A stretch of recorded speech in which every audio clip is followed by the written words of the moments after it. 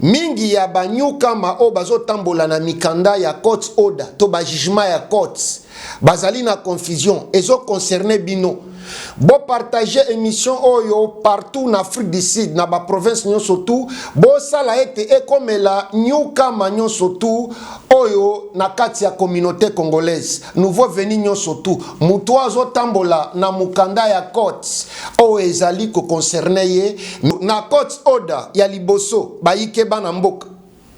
elobaki lisusu boye ebisaki o ma Facebook on m'a fait ekokite ko déporter mutu o azali na intention ya ko sala application ya asalam sika antoko bwaki sangunda court order elobi il faut on m'a fait abanda ko yamba banyukam oyo bazali na posa babanda bani na bango oyo nde court order ya mibale on m'a fait nanu abandi ko appliquer jugement oyo te ya cour constitutionnelle ya mibale soki la police est suspecté yo ke ozana mukanda te bazana droit ko kanga yo soki ba anja ya immigration ya on m'a fait ba suspecté ke ozali na mukanda te ba ko kanga yo sima ya kokanga yo ndenge bomoni bazo kanga batu parsi pala na ba province nyonso tu bako luka mpona koyeba soki yo ozali na document anto ozali na document te ozali na mukanda anto ozali na mukanda te na Afrique du Sud mpona koluka koyeba soki ozali légal na Afrique du Sud anto ozali illégal na Afrique du Sud mpona ko mi protéger yo nouveau venu yo nyukam esengeli ozala na court order oyo pona komi batela ampo ba déporter yo te soki bakangi yo ampo ba refouler yo te donc banyukam nyonso tu na communauté congolaise o bazalaki na court order ya liboso bokoki kosalela yango e bokoki pe kokende kozwa court order ya mibale ya cour constitutionnelle po bozala na liboso na mibale po ba déporter yo te soki bakangi yo to ba déporter bino te soki bakangi bino soki la police ekangi yo onto ba anja ya immigration ya home affairs bakangi yo ola kisabango yango mpona komi batela mpe pona komi protéger c'est très important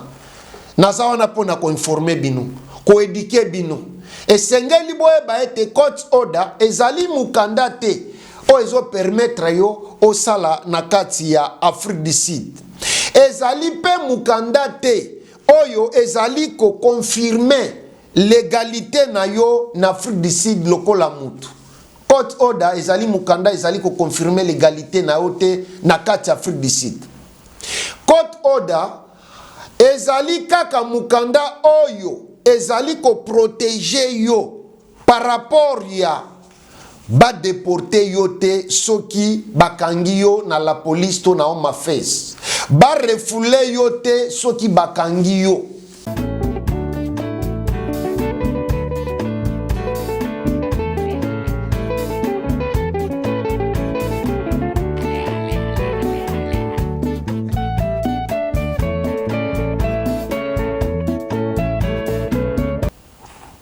Baike bana mboka, batata, bamama, bandeko wa bolingo. Boye malamu na émission to solo la biso na biso. To solo la biso na biso ezali moko ya ba programme to émission ya Mayangani TV. Mbote na bino jambo eno betuabu sanga yuabu. Mbote na ben. To solo la biso na biso ezali bisika oyo biso ba congolais ya Afrique du Sud, biso diaspora congolaise ya Afrique du Sud, biso communauté congolaise ya Afrique du Sud. Tozoya pona kosangana, pona kosolola makambo oyo etali biso awa. Makambo neti ba makambo ya mikanda, neti makambo ya bangunda, bato ya ngunda, neti makambo ya ba réfugié, pambate majorité kat na biso ba congolais na Afrique du Sud, tozali ba réfugié. Ampe pona kosalela bino ba interprétation ya ba court order to ba jugement ya cour ya Afrique du Sud o ezolobela mingi sir ba makambu na bino, sir ba vie na bino, fitir na bino, ya bana na bino, bomoi na bino en général. Bino ba réfugié, bino batu ya ngunda, bino batu ya pile, bino ba Newcam. Donc makambo nyonso tu etali ba réfugié tozolo belango awa kasi na moko ya minoko ya bakoko na bino lingala ampoete boso sola malamu mpamba te tozali na mboka ya anglais makambo nyonso tu eko salema na anglais e mingi kati na biso bayebi anglais pe mingi kati na biso bayebi anglais te. Alors biso lokola maison ya média mayanga ni télévision ezali lolenge na biso ya ko servir communauté na biso ko servir ba congolais o bazana difficulté ba Newcam o bayawa ba yebi nanu anglais te ba maîtriser nanu yango te po baso sola nini Côte ezali koloba sir bango sir bana na bango bomoi na bango. Nazali wabino Patrick Chimanga tata ya mayangani mwana ya mama Christine Kalanga ampeto leki mbala moko na maeto kolobela na tosolola lelo.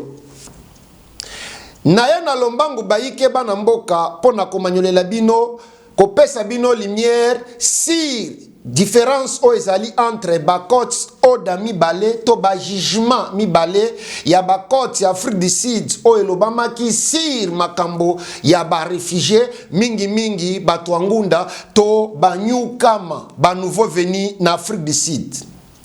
Mingi ya baike bana mboka ba Newcam oyo bazotambola na mikanda ya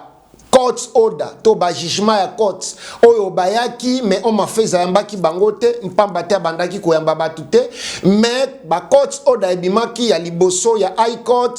ya Western Cape na Cape Town et bayike bana mboka ebele na kati ya communauté congolaise o baza ba nouveau venu mingi kati na bango bazali na mikanda o to mikanda onde bazali kotambola na yango.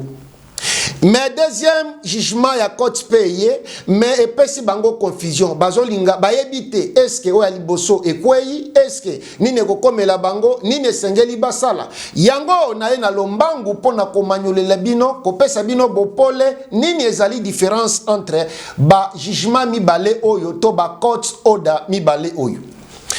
Court order liboso oyo epekisaki ba Newcam basala ba application na bango opona demande d'asile ou bien kobwaka ngunda. On peut court order mibale oyo euti na cour constitutionnelle oyo cour constitutionnelle apesa ki yango na mokolo ya le 7 juillet 2026 mpona ba Newcam babanda ba application na bango ompoete o mafez ayamba bango. Alors baike bana mboka oyo bazotambola mingi na mikanda ya court bazali na confusion. Alors na ye pona kopesa bino différence nini ezali entre ba court order mibale oyo. Communauté congolaise ya Afrique du Sud, diaspora congolaise, batata ba maman bandeko wa bolingo. Il faut boyeba ete conception ezali kaka moko na ba court order mibale oyo. Conception ezali moko kasi différence ezali kaka muke. Court order mibale oyo oyo euti na cour constitutionnelle oyo epesi makasi epesi mpifo pona ba Newcam anto bato oyo bazali na posa babanda kosala ba application na bango ya kobwakisa ngunda anto kobwaka ngunda babanda yango anto babanda kokoma ba detail na bango e ba kombo na bango mpona nini bazali kobwaka ngunda mpona nini ozolinga obwaka ngunda ba raison nini ezo pousser yo obwaka ngunda mpona koluka ko confirmer ke bazali na posa o mafez ayamba bango to ayamba yo lokola court order ya liboso ezalaki ke il faut o mafez e bloquer ba Newcam mpona ko accéder ntoko zwa accès na ba application à salam sikate anto ko bloquer ba Newcam babwa kisangunda te babwa kangunda te oyo nde ezalaki court order ya liboso. Sikoyo court order oyo ya mibale oyo euti na cour constitutionnelle na mokolo le 7 juillet 2026 ebimi mpona koyebisa Oma Facebook mpona koyebisa ministre Oma Facebook ntoko pesa bango ordre kopesa bango mpifo que il faut bayamba banyukama, il faut bayamba ba nouveau venu, il faut bayamba ba demandeur d'asile pour babanda ba application na bango. Cour elobi na Oma Facebook e bloqué mutu ata moko te mpo abanda application na ye. Donc court order elobi il faut Oma Facebook abanda koyamba banyukama oyo bazali na posa babanda bani na bango oyo nde court order ya mibale. Kasi baike bana mboka diaspora congolaise, communauté congolaise ya Afrique du Sud jusque là onto nti sikoyo Oma Facebook nanu abandi ko appliquer jugement oyo te ya cour constitutionnelle ya mibale. Oma Facebook nanu apesi te processus nini bakosala mpona kobanda koyamba ba nouveau venito banyukam. Anto Oma Facebook elobi nanu te nini ekozala ba condition nini nyukam il faut asala nini nouveau veni to mutuangunda il faut asala to asala te po bayamba ye. Jusque là nanu epesi éclaircissement sur deuxième court order to jugement ya mibale te. Toujours na court order ya liboso bayike bana mboka elobaki lisusu ete Oma Facebook ekoki ko déporter mutu te oyo azali na intention ya kobwaka ngunda to kobwakisa ngunda to kosala application ya asalam sika. Ekoki kokanga mutu Oma Facebook ekoki kokanga batu kasi erefule mutu wana te anto erefule batu wana te. Elingi koloba nini? Elingi koloba ete ba logique ya ba court order mibale oyo ezali ke Oma Facebook ekoki ko déporter mutu te. Oma Facebook ekoki ko refule mutu te soki bakangiye. Likambo ya kokanga batu jusque là esengeli boye baete Oma Facebook na la police bazali na droit ya kokanga batu, bazali na droit ya kokanga mutu, bazali na pouvoir wana ya kokanga mutu, kokanga yo soki basuspecte ke ozali na mukanda te, anto soki basuspecte ke ozali na document te bakokanga yo. Sima na yango bakoluka mpona koyeba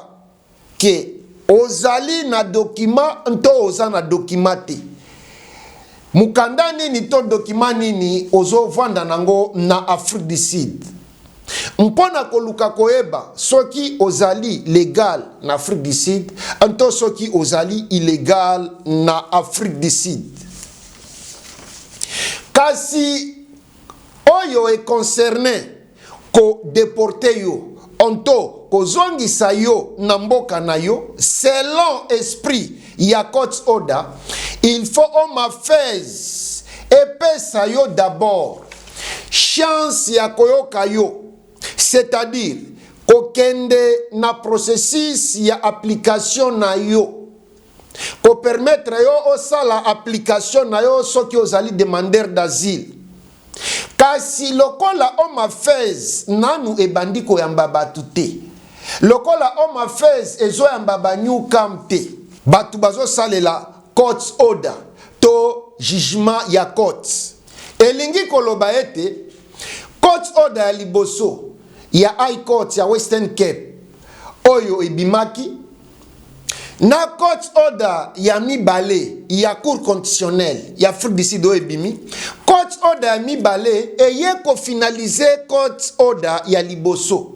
Anto jugement ya mibale ya Cour constitutionnelle sur makambo banyukam ba nouveau venu ba demandeur d'asile eye ko finaliser première court to jugement ya court ya Western Cape ya High Court. Baike bana mboka communauté congolaise ya Afrique du Sud batata ba mama bande kwa boyi esengeli na bino boye baete ba court order mibale oyo to ba jugement mibale oyo ezali koloba eloko moko ezali conception moko. Différence ezali kakake yo mutu oyo ozali na court order liboso to ozali kosale la court order liboso ya high court yebake ezali valide kobanga te ezana nu malamu. Kasi pona batu oyo bazali na court order liboso te banyukam yo mutu ozali na court order liboso te ozali nouveau venu na Afrique du Sud boyeba ete bokoki kokende kozwa yango ba court order oyo na bisika oyo nazali kotangela bino na Western Cape, Cape Town okende kozwa ngo na Scalabrini. Soki okie na Scalabrini bakopesa yo yango ya ofele, même si bakongole misusu na kati ya communauté bakomi kotoritire baike kosenga bango bambongo pona ba court order oyo o ezali ya ofele, me bango bakosenga bango bambongo ebele na kolobelango na episode mususu. Mais bisika ya kozwa court order oyo ya mibale pona ba ebazali na kati ya Cape Town bokende na Scalabrini bakopesa bino yango ya ofele, bokende na société civile congolaise Afrique du Sud bakopesa bino yango ya ofili pona bino baye bozali na ba province mususu Gauteng, KwaZulu Natal, partout bo se renseigner Scalabrini azali na ba office na ye na ba province nyonso to Afrique du Sud bo pusa na pembe na Scalabrini bakopesa bino ba court order oyo ya ofele poete bozala nango baike bana mboka mpona ko mi protéger yo nouveau venu yo newcam esengeli ozala na court order oyo pona komi batela on ba déporter yo te soki bakangi yo on ba refouler yo te. Donc ba newcam nyonso tu na communauté congolaise o bazalaki na court order ya liboso bokoki kosalela yango e bokoki pe kokende kozwa court order ya mibale ya cour constitutionnelle po bozala na liboso na mibale po ba déporter yo te soki bakangi yo to ba déporter bino te soki bakangi bino soki la police ekangi yo onto ba anja ya immigration ya home affairs bakangi yo olakisa bango yango mpona komi batela mpe mpona komi protéger na banzi nazali komi faire comprendre malamu surtout na bino baike bana mboka ba nouveau venu ba newcam oboza na kati Afrique du Sud na ba province nyonso. Il faut boyeba ete court order ezali mukanda oyo ezali kopesa yo pouvoir ya kosala musala na kati Afrique du Sud te. C'est très important. Nazawana pona ko informer bino, ko éduquer bino. Esengeli boyeba ete court order ezali mukanda te o ezo permettre yo o sala na kati ya Afrique du Sud. Ezali pe mukanda te oyo ezali ko confirmer l'égalité na yo na Afrique du Sud lokola mutu. Court order ezali mukanda ezali ko confirmer l'égalité na yo te na kati ya Afrique du Sud. Court order ezali kaka mukanda oyo ezali ko protéger yo par rapport ya ba déporter yo te soki bakangi yo na la police to na home affairs ba refouler yo te soki bakangi yo na banzi. Je me fais comprendre bien. Court order ezawana pona ko protéger yo jusqu'à ce que bikuke ko fongwama na home affairs po bayamba yo okende ko sala ba application na yo. Mais en attendant lokola home affairs nano bandiko yamba batute esengeli yo nouveau venu newcam nyonso tu oyo azali na intention ya ko bwakisa ngunda to azana intention ya ko sala application ya salam sika esengeli ozala na court order wana mpona komi protéger na sens que soki bakangi yo il faut bayoka yo nanu liboso bapesa yo chance ya kosala processus ya application ya ngunda na yo to asalam sika na yo. Bayike bana mboka communauté congolaise ya Afrique du Sud oyo nde explication simple et claire ya ba court order mibale oyo moko ya high court ya Cape Town Western Cape ya mibale ya cour constitutionnelle ya Afrique du Sud. Na banzi bo sosolinga yi malamu na banzi na manyoleli bino malamu batu bayeba ke mutu nyonso oyo azalaki na court order ya liboso kobanga te, kozala panike te, ke lokola court order mibale bimi, c'est-à-dire ya liboso ezali sous validité te, ezali bongo te. Soki ozalaki na court order ya liboso ozali protégé ya High Court Western Cape, et soki ozwaki ya liboso te kende kozwa court order mibale mpona komibatela soki la police to home affairs bakangi yo. Soki pe ozwaki court order ya liboso ya High Court, ozali pe na posa okende kozwa court order mibale ya cour constitutionnelle, ezali mabete, ezali kaka malamu. Mais il faut boyeba ete nyonso ba court order mibale ezali na esprit moko, ezoloba presque likambo moko, conception moko, mpona kobatela mutu nyonso oyo azali na yango, mpo ba déporter yete, mpo ba refoule yote, mpo ba yoka yo avant ba refoule yo, ba pesa yo chance ya osala application na yo ya asalam sika to obwaka ngunda soki ke intention na yo ezali ya kobwaka ngunda. Donc baike bana mboka nayaki mpona kosala différence oyo mibale